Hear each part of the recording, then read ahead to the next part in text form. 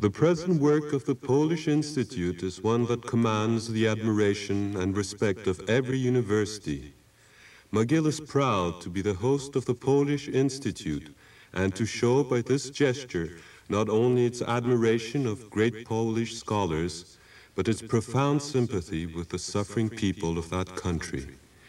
I hope that this institute will be a link between Canada and a renewed Polish nation, and that each of you will be present on many future occasions.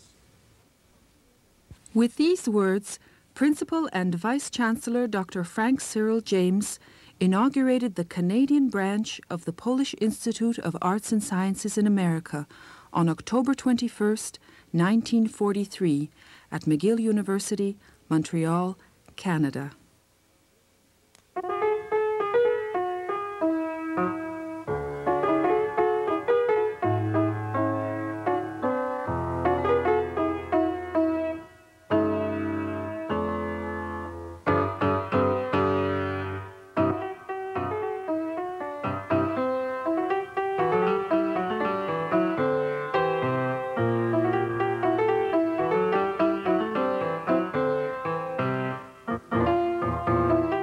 Today, almost 40 years later, the library, which was founded by the Polish Institute soon after its opening, has become an important center of book circulation, scholarly reference and research, and intellectual exchange concerning Polish affairs. It is unique in all of North America. Over 30,000 books are housed at 3479 Peel Street in Montreal. In 1974, this collection was qualified as the third Polish National Emigre Library by the Association of Polish Publishers in London, England. What is the significance of these books?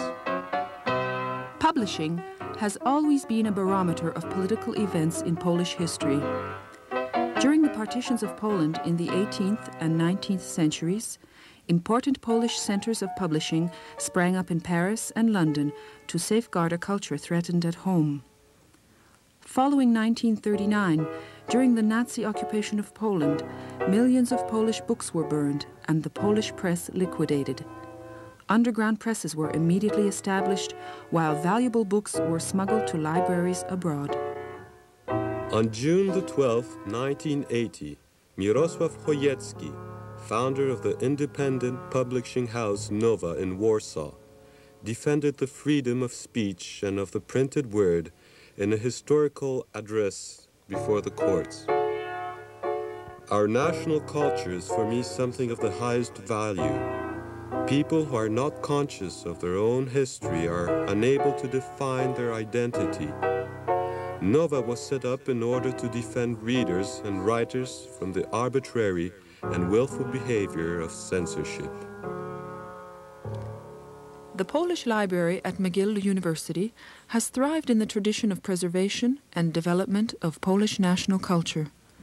Committed to the dissemination of information about Poland, the library belongs to the Permanent Conference of Polish Cultural Institutions in the West, founded in 1979 in Switzerland. To understand the origins of the Polish Library in Montreal, we must look to its founder, curator, and animating spirit, Mrs. Wanda Stachiewicz. Mrs. Stachiewicz was one of the first wartime Polish refugees to arrive in Canada in 1940. The consciousness of a moral obligation among these refugees to help the Polish nation in arms and to preserve the continuity of Polish learning being systematically crushed in their homeland was enormous. We felt in our heart of hearts that we had a kind of mission to perform. After 1939, only 6 out of 603 institutions of higher learning in Poland saved their collections. Although the Polish underground and the church organized clandestine schools and presses, they could not provide for the normal development of education, literature, and the arts. In 1942, refugee scholars in the United States founded the Polish Institute of Arts and Sciences in America as an extension of the Polish Academy of Arts and Sciences in Poland. Years later, Jan Kucharzewski, one of the first presidents of the Polish Institute in America, observed, "We were supposed to become a sort of Noah's Ark in America. Our aim was to assemble, preserve, and harness for posterity the values and people which had been saved from the Holocaust raging on Polish soil, and which had found asylum on this continent." According to its statutes, the aim of the Polish Institute was to conduct research work, organize academic lectures, gather and promote Polish researchers and scholars, maintain a library and archives, publish books, scientific works, and a scholarly English language quarterly entitled The Polish Review. The original membership in 1942 included 21 active members, among them anthropologist Bronisław Malinowski. Among the 25 corresponding members was Canadian Dr. Wilder Penfield, world-renowned neurosurgeon and founder of the Montreal Neurological Institute. Out of gratitude for having trained two of Poland's top neurosurgeons, and in recognition of his contribution to the advancement of medicine, Dr. Penfield was invited before the war to membership in the Polish Academy of Arts and Science. On October 23, 1942, Dr. Penfield organized a historical luncheon meeting at Mcgill's faculty club in honor of the visit to Mcgill by Dr. Oskar Halecki, one of the founding members of the Polish Institute in New York. The meeting of leading Canadian intellectuals discussed plans for the establishment of a Canadian branch of the Polish Institute. Soon after, Penfield appealed to Dr. Cyril James for a commitment from McGill University to house the Polish Institute. On May 19, 1943, the governors of McGill unanimously granted to the Polish Institute of Arts and Science without charge the use of a room in the administration building until such time as the space was needed for university purposes. On August 23, 1943, Dr. Halecki asked Dr. Cyril James, together with the rector of the University of Montreal, Monseigneur Olivier Moreau, to accept the honorary presidency of the Canadian branch of the Polish Institute. The gala opening of the Canadian branch of the Polish Institute was held in Moyse Hall on October the 21st, 1943. Guest speakers were historian Dr. Halecki and Wiktor Podolski, Minister of Poland to Canada. The Canadian branch went to work immediately in organizing lectures, public meetings, exhibitions of art, concerts, community events, publications, and a Canada-wide essay contest on Polish topics. Thanks to the lively interest of Dr. James, the Polish Institute was assured of a permanent welcome at McGill. From the administration building, the Institute was moved to the Graduate Society, then for a short time to the Arts Building, and finally in 1950 to Duggan House on McTavish, where it remained for 14 years. With the end of the war, the work of the Polish Institute took a different turn, when it became clear that those scholars who throughout the duration of the war had expected to return home could not do so. As the Soviet presence in Poland turned into a long-term occupation, the Polish Institute became a permanent feature of Polish immigrant life in North America. Today, it is particularly important as a harbor for viewing Polish culture and history, apart from the censored version available in Poland. Wanda Stachiewicz was a pivotal member of the Canadian branch of the Polish Institute from the beginning. She became the Institute's secretary and acted as a liaison person with McGill University. It was her wish that the collection of books which the Institute began to acquire form a lively center of cultural activity and not a mere monument to the past. As a result, When the Polish Institute moved to Duggan House, the Institute Library became a general lending library for all Polish scholars and students. Another noteworthy member of the Polish Institute was Professor Tadeusz Romer, who joined the Institute in 1949. Having served Poland in a distinguished diplomatic career, he emigrated to Canada as a political refugee after the war and taught French language and literature at Mcgill for 25 years. Thanks to his tireless energy and a wealth of experience, Professor Romer developed the Institute into a Canadian institution independent of the New York head office. He served as its chairman and director for over 13 years up until the time of his death. In 1953, the Library Committee was formed under the direction of Mrs. Stachiewicz in order to administer the library, carry out the purchase of books, and exchange parcels for books from Poland. Most importantly, a lending service for general Polish readers was added.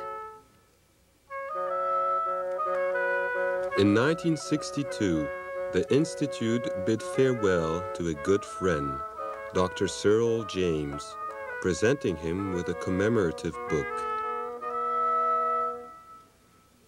In 1964, the Polish Institute and Library moved to its present headquarters at 3479 Peel Street, a former private mansion now belonging to Mcgill University. With the occupation of 3 floors, the library could develop a periodical room, reference and study area, and a reading room. The collection had increased significantly by this time to 15,000 books. The Polish library supplied valuable bibliographical information and even books from the West to universities in Poland. During the World Fair Expo 67 in Montreal, the Polish library organized an open house, a special exhibit of books on Poland published outside of that country since the Second World War. In 1969, the Polish library was honored by the visit of Cardinal Karol Wojtyła, Bishop of the Kraków metropolitan area, who remarked, "I am overjoyed that the intelligentsia of the present Polish emigration, having drawn from the strength of its native cults of knowledge and faith, has found a way of manifesting it here on this new continent." Thanks to the energy and vision of its founders, the work of dedicated staff, and the help of countless volunteers and supporters, the Polish library has grown to its present size and prominence. The Polish Library is a combined lending library and specialized research collection concentrating on works in the humanities concerning Poland, Eastern Europe, and Polish émigrés. The general reading library includes a large number of recreational books. Most titles are in Polish, English, or French, with a few other Slavic languages represented, such as Ukrainian. The Polish library possesses an important reference section with helpful bibliographies, dictionaries, and encyclopedias.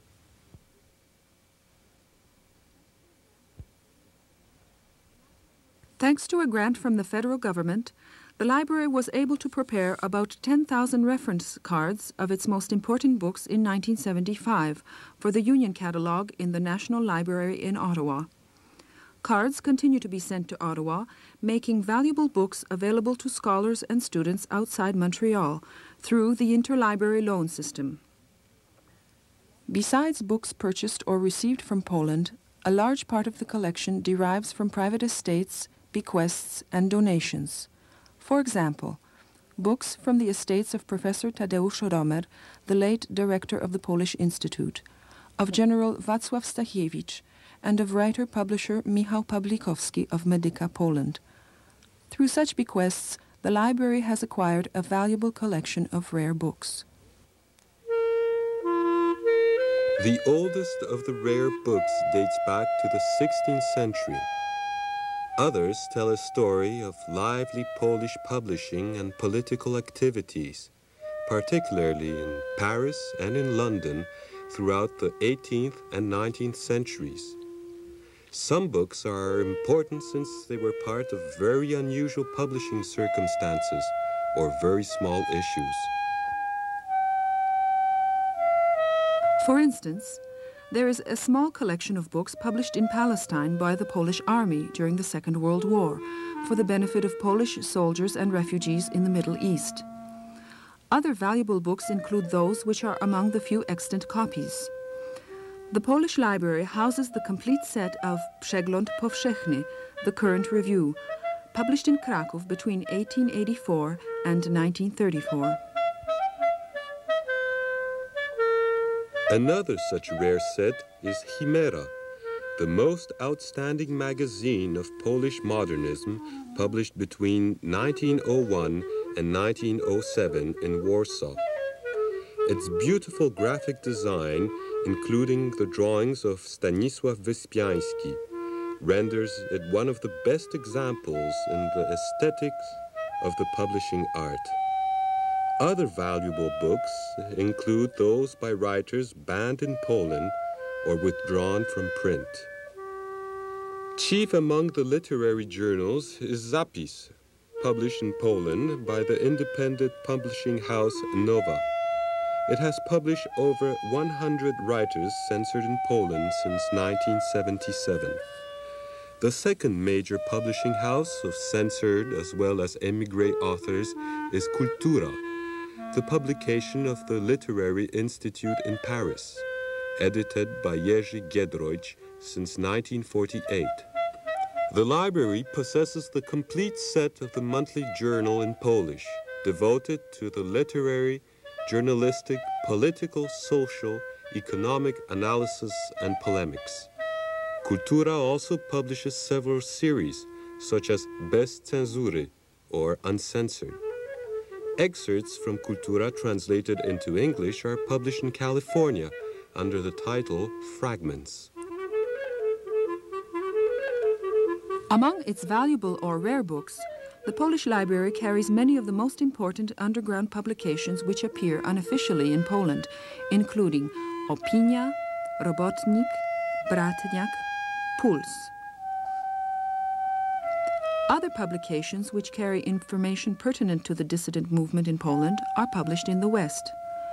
One important source is News Abstracts, published by the North American Study Center for Polish Affairs in Ann Arbor, Michigan. These include reports on events in Poland and a bibliography of recent articles, documents, and books on Poland. All these materials are difficult to find and therefore of particular value to students of political science, history, sociology, and law. They are also eagerly sought out by visitors from Poland. In the general collection of the Polish Library, books pertaining to Polish history, civilization, and politics make up the greatest proportion, roughly 1/3. There is also a very important collection of pamphlets, booklets, and papers from the Second World War. The next greatest section includes literature and philology, about 1/5 of the total. The library has many complete sets of 19th century classical literature, including Mickiewicz, Słowacki, and Norwid.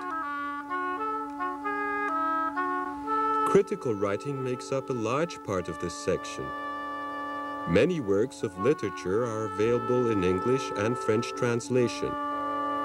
Among 20th century writers, the outstanding works of Witold Gombrowicz and the imaginative science fiction of Stanisław Lem are especially in demand. A wide selection of poetry includes contemporary Polish poets, émigré poets, and various anthologies, many of which are in translation. Numerous works by and about Nobel Prize winner Czesław Miłosz are available. Contemporary drama and criticism is well represented. There is an interesting, if small, section on language and linguistics. An equal number of books, about 1/5, deal with topics in sociology, folklore, and ethnic studies. Included here are many documents dealing with the role and contribution of Polish Canadians in Canadian life. For quiet research and perusal, the visitor will like to retire to the reading room.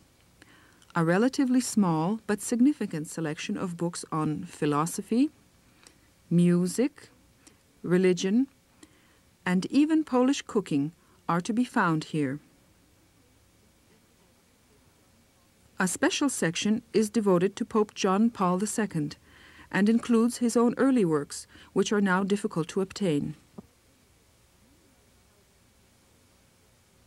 Many lovely albums on art history, architecture and sculpture, painting, museum collections in Poland, handicrafts, and film and photography, to name but a few of the possibilities, provide an impressive view of cultural development and diversity.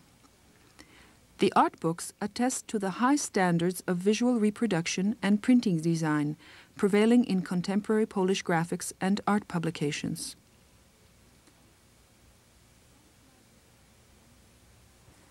The Polish Library owns many reproductions, as well as an important collection of pre-war Polish graphics. A separate archives contains various interesting and less common materials. A small collection of maps reflects the research interest of a past director of the Polish Institute Canadian branch, Professor Bogdan Zaborski, and includes some of his own maps. The archives also include several sets of historical photographs, such as aerial and interior photographs of the royal castle in Warsaw, taken prior to its destruction by the Nazis. Other materials include manuscripts and Polish pre-war government documents. For general reading, there is a large section making up approximately 1/5 of the collection, which includes novels, biographies, travel literature, suspense, and detective stories. A delightful section of children's books includes many classics of children's literature, which are of interest also to those who wish to learn Polish. The general section is in constant use by avid readers in the Polish community. Roughly 15,000 books circulate annually. Of particular note is the periodicals section. The Polish Library has over 472 titles dating from the Second World War. This unique collection is the largest of its kind in Canada, but is in need of cataloging and microfilming. Over 95 titles are currently received from Poland and around the world. A recent grant for analytics research will permit the preparation of a select index of valuable periodical contents.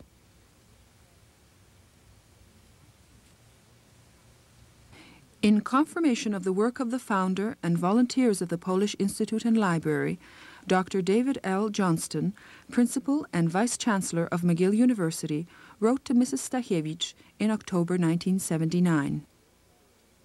May I say how impressed I am with what the Institute has accomplished since its beginning in 1943. Moreover, it is apparent to me that this accomplishment is in large measure a testimony to your remarkable interest, vision, and energy on its behalf. In the spring of 1981, the Polish Students' Association at Mcgill researched and organized an exhibition about the Polish Library. It was the first visual retrospective of the work accomplished by the Polish Institute in Canada and sought to make it better known to Canadians at a time when Poland was daily in the news and on television. After appearing at Mcgill and Concordia universities in Montreal, the exhibition started on a tour of other universities in Canada. The Polish Library at Mcgill University is an impressive record of the great work which has been accomplished in the life of the Polish community in Montreal. In addition to raising the significance of the Polish community in Canada, the library brings information about Poland closer not only to Poles, but to Canadians as well. Have you visited the Polish Library at Mcgill University? It is a remarkable collection. In the words of Wanda Stachiewicz, the library is the one heritage which will outlive us, and is proof that as émigrés we were aware of our responsibilities.